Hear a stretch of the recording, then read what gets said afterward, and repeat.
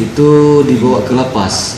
Jadi di sana udah ada tim yang dari lapas dan narkoba untuk menggeledah dan menangkap pelaku ini sambil menelpon dengan HP yang digunakan oleh Novita ke dalam LP.